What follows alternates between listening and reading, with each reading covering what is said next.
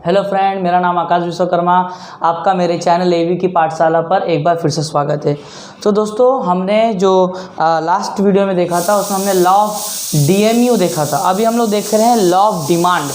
जैसे कि मैंने आपको बोला था कि जितने भी इकोनॉमिक में 8 मार्क्स के क्वेश्चन है मैं सबके एक एक वीडियो लाऊंगा। ये वीडियो लाने में थोड़ा लेट हो गया तो उसके लिए सॉरी। और अभी हम लोग करने वाले हैं लॉ ऑफ डिमांड। तो देखते हैं लॉ ऑफ डिमांड क्या है। मैंने जैसा मैंने प्रोसेस फॉलो किया, अगर आप भी ऐसा प्रोसेस फॉलो करेंगे तो मेरी गारंटी है कि आपको बहुत अच्छा मार्क्स मिलेगा। ठीक है, इसमें मैंने हर चीज़ कवर किया हूँ। अब देखो, क्वेश्चन है law of demand with assumption and exemption. Assumption and exemption, लेकिन आपको बोर्ड में कोई एक ही पूछेगा, या तो law of demand with assumption पूछेगा या तो law of demand with exemption पूछेगा। एक ही चीज़ पूछ सकता है। और आपको पता है, अगर आपने पिछले 10 साल का पेपर देखा होगा 8 to 5 ईयर का, तो आपने इसमें देखा होगा कि लॉ ऑफ डिमांड हमेशा ही आता है, फिर वो अजम्पशन के साथ एग्जेप्शन। यानी लॉ ऑफ डिमांड बहुत इंपॉर्टेंट है, वह 8 मार्क्स का क्वेश्चन आएगा ही। तो देखो, लॉ ऑफ डिमांड में पहला introduction and statement of law, schedule, diagram, explanation of diagram and schedule, and उसके बाद law of assumption of law of demand, फिर exception of law of demand. हम एक एक करके करने वाले। और मैं आपको जैसे बता दूं मार्क्स बाइफिकेशन कैसा होता है। यहाँ पर 1 मिलेगा आपको, यहाँ पर 1 मार्क्स मिलेगा, यहाँ पर 1 और यहाँ पर 1, यहाँ पर 1 यानी 3 टोटल 4, यहाँ 5 हो गया, बचा 3 मार्क्स का। या तो अजम्पशन आएगा या तो एग्जेप्शन, या दोनों भी आ सकता है। ठीक है, तो आपको क्या करना है, प्रिपेयर अपने आप को पूरी तरीके से कर लेना है कि आपके बोर्ड के लिए जो है टाइम बहुत कम है, तो आप तैयारियों में लग जाइए और मेरे साथ ये करते रहिए। तो देखते हैं हम लोग पहला इंट्रोडक्शन, लॉ ऑफ डिमांड का इंट्रोडक्शन क्या है। देखो, introduction, ordinary by demand means desire but demand is different from the desire. देखो, ये तो डिमांड का मीनिंग मैंने इसमें डाला। डिमांड, देखो लॉ ऑफ डिमांड की बात हो रही तो मैं डिमांड का मीनिंग हम मीनिंग लिख सकते हैं। तो क्या है, देखो, ऑर्डिनरी डिमांड मीन्स डिजायर। अगर हम सरल भाषा में समझे तो डिमांड मतलब डिजायर होता है, ठीक है, लेकिन but demand is different from Dzire, लेकिन डिमांड डिफरेंट होता है डिजायर से। कैसे? देखो, मान लो कि मेरी इच्छा है कि मुझे बाइक लेना है, लेकिन क्या मेरी जो इच्छा है और मैं वो डिमांड कर सकता हूँ, मतलब क्या मेरे पास पैसा है उतना, या फिर क्या मैं विलिंगनेस हूँ, यानी कि मैं वो लेने को तैयार हूँ। सिर्फ इच्छा तो है, लेकिन क्या मैं वो इच्छा है मेरे पास, लेकिन क्या मेरे पास पैसा है उतना मेरे पास उस सामान को लेने के लिए। तो वही the willingness to have something can be called as desire. देखो, जो चीज़ को लेने की हमारी इच्छा होती है उसे हम डिजायर कहते हैं। Those desire become demand which are backed by purchasing power। जो अगर हमारी खरीदने के हमारे पास उतने पैसे हैं तभी हम उस डिजायर को डिमांड बना सकते हैं, नहीं तो नहीं। ठीक है, the law of demand explain by doctor Alfred Marshall in his book principle of economic. Law of demand को किसने एक्सप्लेन किया है? डॉक्टर अल्फ्रेड मार्शल ने एक्सप्लेन किया है। कहाँ पर किया है? उनकी जो फेमस बुक है प्रिंसिपल ऑफ इकोनॉमिक में किया है। अब मैं आपको वापस से एक बार शॉर्ट में बता दूं, अगर मैं सरल भाषा में बोलूँ तो डिमांड जो होता है डिजायर होता है, लेकिन डिमांड और डिजायर में फर्क होता है। कैसे? वो डिजायर है, हमारी इच्छा है, लेकिन अगर हमारे पास उसके खरीदने के लिए पैसा नहीं है तो वो डिज़ायर ही रह जाएगा, डिमांड हो ही नहीं सकता। जैसा है कि मुझे कोई महंगी कार खरीदनी है लेकिन मेरे पास पैसा नहीं है, वो मेरी इच्छा है, डिज़ायर है, लेकिन मैं खरीद नहीं सकता, तो वो डिमांड नहीं हो सकता। बराबर, हम डिमांड उसी का करते हैं जो देखो, हमारे पास अगर पैसा है तो हम उसको डिमांड कर सकते हैं। हमारी इच्छाएँ जो होती है वही इच्छा हमारी, वही डिज़ायर हमारा डिमांड बनता है जिसके लिए हमारे पास पैसा हो, यानी विलिंगनेस टू हैव परचेस, यानी कि जिसे हम परचेस कर सके वही हमारा डिमांड बनता है। अभी स्टेटमेंट ऑफ लॉ, जैसे मैंने आपको बोला इंट्रोडक्शन, उसके बाद है statement of law. Statement of law, ये डेफिनेशन भी आप बोल सकते हो, तो इसको आपको चेंज नहीं करना है, ये एज इट इज़ आपको लिखना है। इसमें कोई भी चेंजेस आपको नहीं करना है, जैसा दिया है आपको वैसा ही नोट करना है। जैसे क्या कहता है, देखते हैं।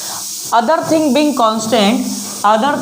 constant, the higher the price of the commodity, smaller is quantity demand, and the lower the price of the commodity, larger is quantity demand। ध्यान से देखो, इसमें क्या है, जब भी डिमांड की बात होती है ना, तो आप अपने आप को कंज्यूमर मान लो। अब देखो, आप कंज्यूमर हो, अगर प्राइस कम मिला तो डिमांड ज़्यादा करेंगे, प्राइस ज़्यादा है तो डिमांड कम करेंगे। यहाँ पर इनवर्स रिलेशन होता है, यानी डिमांड और प्राइस के बीच में जो रिश्ता होता है वो उल्टा होता है, इनवर्स होता है। तो हमें ये बात ध्यान में रखना है कि ये स्टेटमेंट क्या कहता है। कहता है कि other thing being constant higher the price of the commodity. जब किसी भी चीज़ का प्राइस बढ़ जाता है तो हायर द प्राइस, जब उसका प्राइस बढ़ जाता है तो स्मॉलेस्ट क्वांटिटी डिमांड, तो उसका जो क्वांटिटी डिमांड है वो क्या हो जाता है, कम हो जाता है। प्राइस हाइयर होता है तो डिमांड क्या हो जाता है, कम हो जाता है। वही उल्टा, जब lower the price of the commodity, जब उस कमोडिटी का, वो चीज का प्राइस गिरता है तो उसका डिमांड क्या होता है, हाइयर होता है। यानी लॉ ऑफ डिमांड हमें इतना कहता है, ये कहता है कि जब किसी भी चीज की प्राइस बढ़ती है तो लोग उसका डिमांड कम करते हैं, लेकिन जब उसी चीज की प्राइस गिरती है तो लोग डिमांड ज्यादा करते हैं। यहाँ पर कंज्यूमर के नजरिए से हम देख रहे हैं, किसके नजरिए से देख रहे हैं, कंज्यूमर की नजरिए से।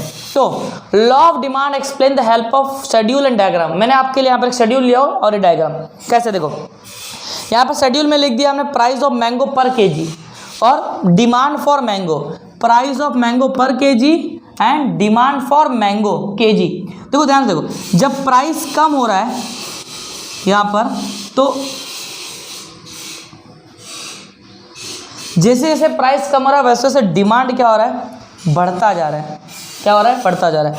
और अगर बोलो प्राइस बढ़ेगा, जैसे देखो अगर प्राइस बढ़ रहा है तो जो डिमांड है वो क्या हो रहा है, कम हो रहा है। डिमांड क्या हो रहा है, कम हो रहा है। देखो जब 50 रुपये किलो मैंगो था तो 1 kg लिया, जब 40 रुपये kg था तो 2, 30 रुपीज़ kg था तो 3, 20 रुपीज़ kg था तो 4 किलो लिया, 10 रुपीज़ kg था तो 5 किलो महंगे हमने डिमांड किया। तो ध्यान देखोगे जैसे जैसे प्राइस बढ़ रहा है, जैसे जैसे प्राइस बढ़ रहा है डिमांड भी कम होती आ रही है, लेकिन जैसे जैसे प्राइस गिर रहा है डिमांड भी क्या हो रहा है, बढ़ता जा रहा है। यानी कि प्राइस और डिमांड के बीच में इन्वर्स रिश्ता। इसी का ग्राफ बनाते हैं। आपको पता है कि जो ये है ये एक्स एक्सिस है और ये वाई एक्सिस। तो एक्स एक्सिस पे क्वांटिटी डिमांड,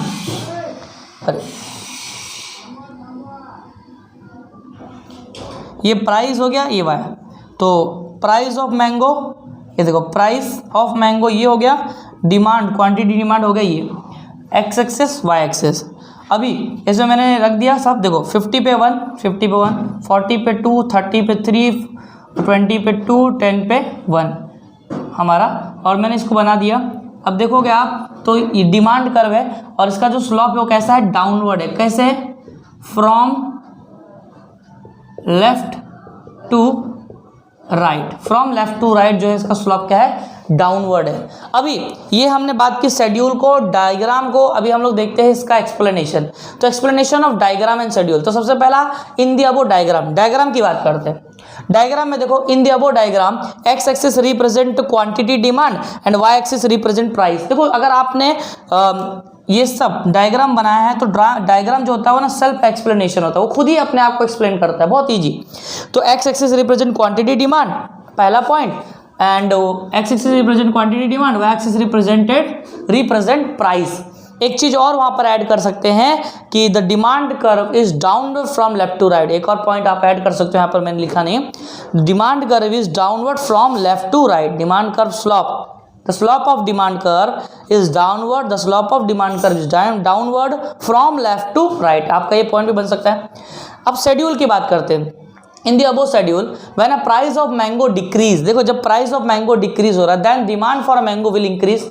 जब प्राइस गिर रहा है तो जो उसका डिमांड है वो इंक्रीज हो रहा है। जब मैंगो का प्राइस जब डिक्रीज हो रहा है तो डिमांड क्या हो रहा है, इंक्रीज हो रहा है। क्या हो रहा है, इंक्रीज हो रहा है। वही उल्टा, सेम उसी को उल्टा, when price of mango increase, जब इंक्रीज होगा then the demand for mango will be decrease. तो जो उसका डिमांड है वो क्या हो रहा है, कम हो रहा है। तो देखो ये जो एक्सप्लेनेशन ऑफ डायग्राम शेड्यूल आपको लर्न करने की जरूरत ही नहीं है। आप शेड्यूल डायग्राम को समझो, आपका पूरा अच्छे से कंप्लीट हो जाएगा।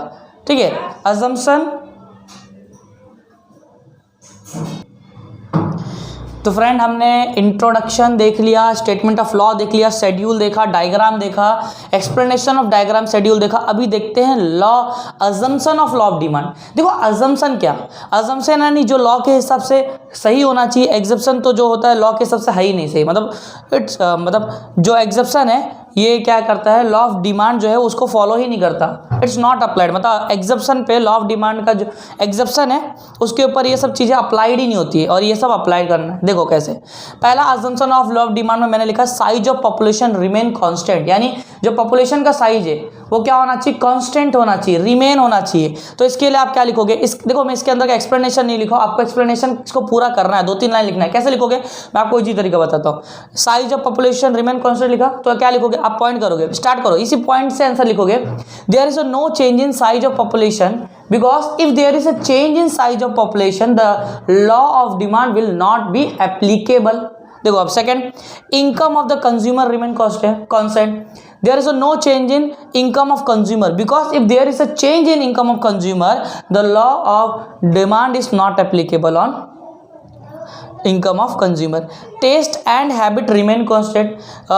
Taste and habit, the law is not changed, because if there is a change in taste and habit, the law will not be applicable. Government policy remain constant. There is a no change in government policy, because if there is a change in government policy, the law will not be applicable. देखो मैंने इसका answer क्या दिया, आप इसी को point को star के आपको आंसर लिखना है कि गवर्नमेंट पॉलिसी रिमेन कांस्टेंट हो, तो क्या करोगे, the government policy remain constant because if there is a change in, there is no change in government policy, if there is a change in government policy, the law will not be applicable. तो बस हो गया इसके अंदर का point. अब आते हैं हम exception of law of demand. यहाँ पर देखो गिफेन गुड्स, ये गिफेन गुड्स क्या होता है, इसे सर रॉबर्ट गिफेन ने जो है इसको एक्सप्लेन किया है, और इसका मतलब होता है इंफीरियर गुड्स, यानी कि जो सस्ते गुड्स होते हैं। देखो गिफेन गुड्स, यहाँ पर क्या होता है, ये एग्जेप्शन है, यहाँ पर प्राइस लोगों का जो पैसा है उसके हिसाब से लोग डिमांड करते हैं, सप्लाई करते हैं, वो पैसे के ऊपर होता है। प्रेस्टीज गुड्स यानी कि डायमंड, कार, लग्जरियस हाउस, मतलब बहुत महंगी महंगी चीज़, यहाँ पर लॉ ऑफ डिमांड क्यों नहीं एप्लीकेबल होता। देखो यहाँ पर होता है कि अगर प्राइस बढ़ा तो डिमांड कम होगा, वहीं प्राइस कम हुआ तो डिमांड बढ़ेगा, ये इस केस में होता है, अजम्पशन है, लेकिन एग्जेप्शन में नहीं हो सकता। कैसे, बहुत सारे ऐसे लोग हैं जो प्रेस्टीज गुड्स यानी स्टेटस, अपना मार्केट में स्टेटस दिखाने के लिए, अपना औधा दिखाने के लिए लोग क्या करते हैं, महंगी से महंगी चीज़ों को खरीदते हैं, चाहे वो कितना भी हो, मतलब उसका प्राइस कितना भी हो, लोग डिमांड करेंगे ही। तो मुझे बताओ, लॉ ऑफ डिमांड कहता है कि जो लॉ ऑफ डिमांड कहता है कि डिमांड और प्राइस का जो रिश्ता है वो इनवर्स होता है, लेकिन यहाँ एग्जेप्शन में वो फॉलो ही नहीं हो रहा है, वो दोनों सेम में जा रहा है, दोनों सेम वे में जा रहा है कि प्राइस बढ़ेगा तो भी डिमांड करना ही करना है, क्योंकि अपना स्टेटस दिखाना है। नेक्स्ट है प्राइस इल्यूजन। कुछ लोग ऐसा होते हैं ना कि प्राइस इल्यूजन क्रिएट होता है कि जैसे कि आपने देखा होगा कि कांदे के भाव जो है बढ़ते हैं, ऑनियन के, तो कुछ लोग क्या करते हैं कि उनको पता लग जाए कि भाव बढ़ने वाले हैं, तो वो 3 महीना पूरा स्टॉक भर के रख लेंगे पहले से ही, क्योंकि उनको लग गया कि प्राइस बढ़ने वाला है। ये इलस्ट्रेशन है, मतलब महंगा भी होगा ना तो भी खरीद के रख देंगे, क्यों, क्योंकि उन्हें लगता है कि बाद में हो सकता है कि प्राइस बढ़ जाए, यानी प्राइस इल्यूजन। उसके बाद है इग्नोरेंस। अब कुछ ऐसे लोग होते हैं जैसे कि जिनको मार्केट के बारे में नॉलेज ही नहीं है। अब जब मार्केट के बारे में नॉलेज ही नहीं है तो उनको ये नहीं पता कि कौन सा प्रोडक्ट का प्राइस कितना है, और फिर भी वो डिमांड करेंगे। हैबिचुअल गुड्स, आखिरी हैबिचुअल गुड्स, देखो जिसको हैबिट होती है लीकर कंज्यूम करने का, जिसको हैबिट होता है सिगरेट का, तो ये जो होते हैं इनको प्राइस से फर्क ही नहीं पड़ता, ये अलग ही ग्रह के प्राणी होते हैं, इनको कोई भी प्राइस से फर्क नहीं पड़ता, प्राइस बढ़े, ये हैबिचुअल गुड्स की बात हो रही है। प्राइस कितना भी बढ़ जाए ये डिमांड करना छोड़ेंगे क्या।